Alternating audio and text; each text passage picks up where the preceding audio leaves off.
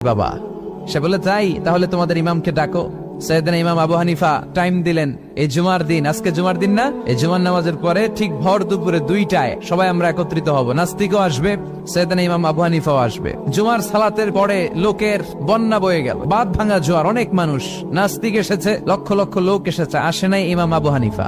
আসে না আধা ঘন্টা, 1 ঘন্টা, 2 ঘন্টা পরে আসছে। নাস্তিক বলে, এই তোমাদের ইমাম যার কোনো সময়ের জ্ঞানই নাই, এর সাথে কিসের তর্ক? সাইয়েদনা ইমাম আবু হানিফা বলে, ইনদি উযর, আমার ওজর আছে। কি ওজর?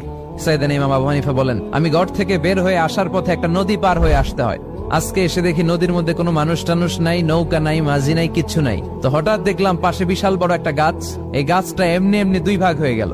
হঠাৎ গাছ থেকে এমনি এমনি লম্বা তক্তা হয়ে গেল, এমনি এমনি তক্তাগুলো জোড়া লেগে নৌকা হয়ে গেল।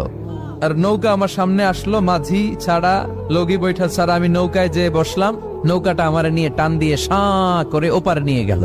তো এই